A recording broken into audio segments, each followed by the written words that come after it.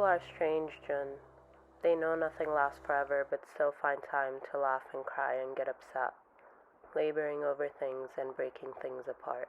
Hello, today's video will be a reading blog for Breasts and Eggs by Miyako Kawakami.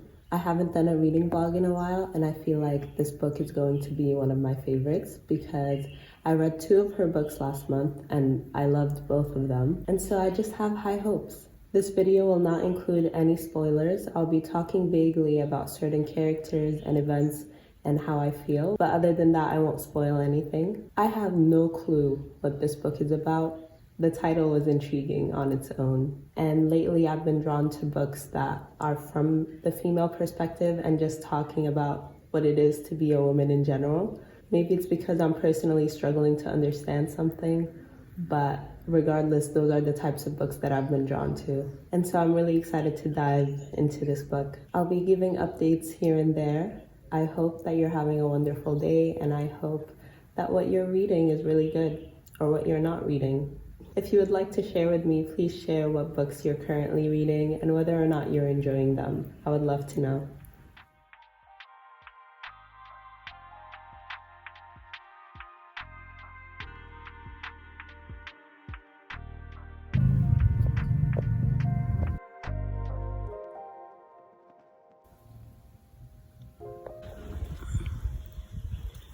So I'm 2 chapters in, and so far I really like it. It's quite readable. We're following a 30-year-old woman. Her name is Natsu. She's poor and is a struggling writer. She also has a sister who has a daughter, and so far I'm most intrigued by the daughter, I would say. The other day at school, between classes, I forgot who, but someone was saying I was born a girl, so yeah, definitely I want to have a baby of my own eventually. Where does that come from, though? Does blood coming out of your body make you a woman? A potential mother? What makes that so great anyway? Does anyone really believe that?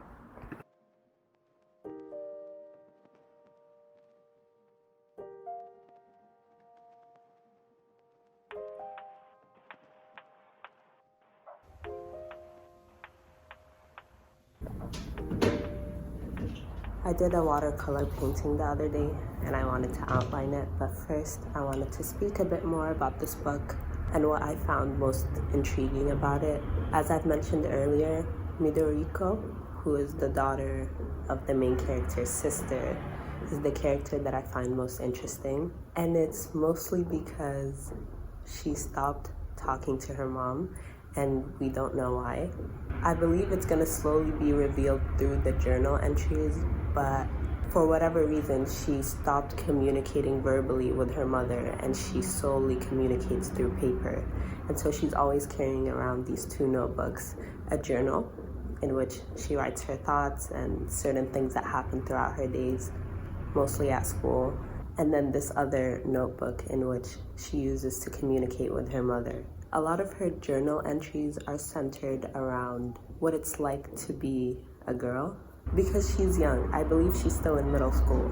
And so a lot of expectations that are placed on women are being introduced to her, or she's first registering them in this point in her life. And so there's some anger or hatred towards certain concepts. And I think it's something that many girls go through. I know that I went through a lot of the thoughts that she's going through. And so to have her perspective is really interesting.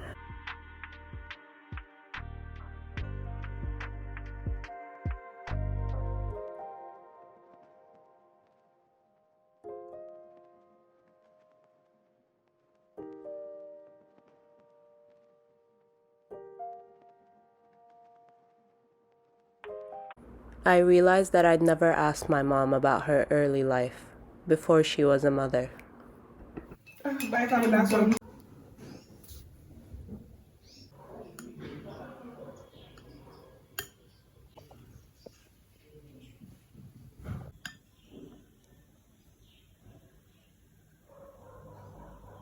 One of the things that I really like is its depictions of girlhood and womanhood and the complexity of existence and just coming to terms with the fact that you're existing. So I've talked about the daughter, but not so much the mother, the older sister of the main character. And she actually wants to get breast surgery for a reason that's unclear. The main character doesn't quite understand, and her daughter doesn't quite understand it either. And it seems like she almost resents her for wanting this surgery. And so there's something very interesting going on revolving that. And I do think that's a big part of the story. One part of the book that really struck me was this one scene where the main character is scrubbing her sheets because she bled through, her period came. And I realized that it isn't very often that I come into contact with characters in books that have their periods or their periods are even mentioned. And so reading that scene for some reason made me quite happy. It is quite odd that periods affect such a significant portion of the population, and yet they're not often depicted in art or literature. I think that there's an aversion to it to a certain degree because periods are, in many different cultures, considered something unclean. I really do wish that there were more scenes like this. One, just for educational purposes, just so that people understand what's normal and what's not normal. Because oftentimes, if you don't know what normal is, then you could convince yourself that something's normal when in fact it's not. And that could be dangerous from a medical perspective. But beyond that, also, periods aren't unclean or unpure. They just are, they just happen. And I think that's the correct way to approach it, as just something that happens. By making it a taboo topic, I believe we're doing more harm than good.